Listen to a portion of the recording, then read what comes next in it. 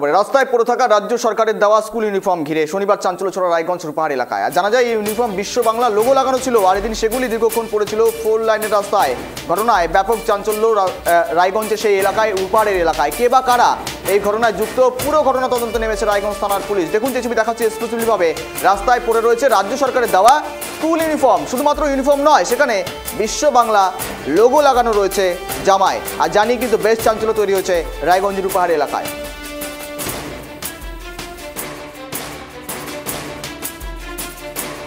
Bangla logo থাকায় চাঞ্চল্য এলাকায়। এত পরিমাণ জামা অর্থাৎ স্কুল ইউনিফর্ম কোথা থেকে এলো আর জানিয়ে কিন্তু রীতিমতো হোশ উড়ে গিয়েছে জেলা পুলিশ প্রশাসনেরও।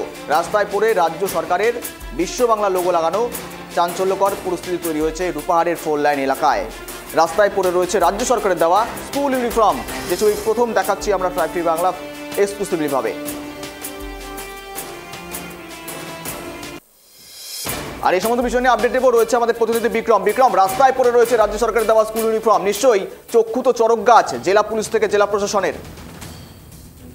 একদমই দেখো, চক্ষু চরক গাছ জেলা প্রশাসনের। এবং স্বাভাবিক ক্ষেত্রে যখন এই আজ সকালবেলার দিকে এই ঘটনাটি ঘটে, যখন স্থানীয় বাসিন্দারা যখন সেই এলাকাতে চাষের জমিতে চাষ করতে যায় এবং কেউ আসছিলেন 4 লাইন দিয়ে যখন যাওয়ার সময়, তখন দেখতে পায় ঠিক 4 লাইনের যে বেরিয়াল দেওয়া থাকে সেই বেরিয়ালের উল্টো পাশে পরিত্যক্ত একটা জায়গায়, সেই জায়গাতে কিছু স্কুল ইউনিফর্ম পরে রয়েছে এবং সেখানে বিশ্ব বাংলার যে লোগো সেই লোগো রয়েছে। এবং তার থেকে ঠিক 100 মিটার দূরেও দেখা যায় স্কুল ড্রেস পরে রয়েছে, সাদা রঙের স্কুল ড্রেস।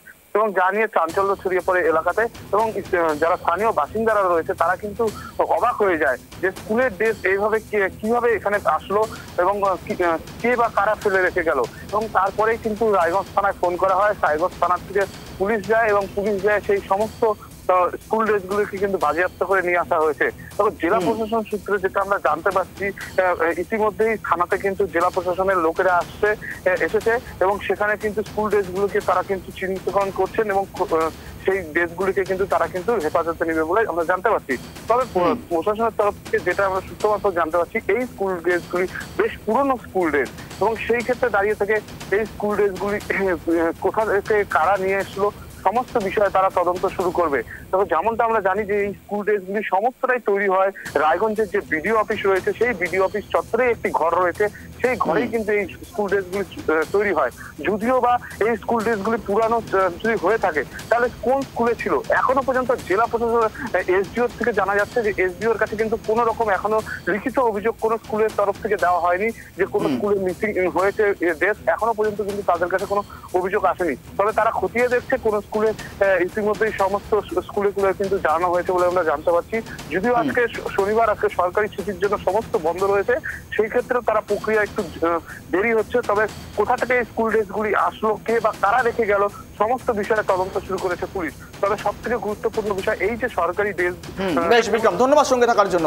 বিশ্ব বাংলা লোগো থাকায় চাঞ্চল্য এলাকায় এবং রায়গঞ্জ থানার পুলিশ এবং প্রশাসন তদন্ত শুরু করেছে এবং মূলত জানা যাবে কিছুক্ষণ পরেই মূলত কোথা থেকে এত পরিমাণ জামা রাখা হলো, সেখানে কোন ইউনিফর্মগুলো সেখানে রাখা হলো। আর জানিয়ে বেশ চাঞ্চল্য গোটা এলাকায়।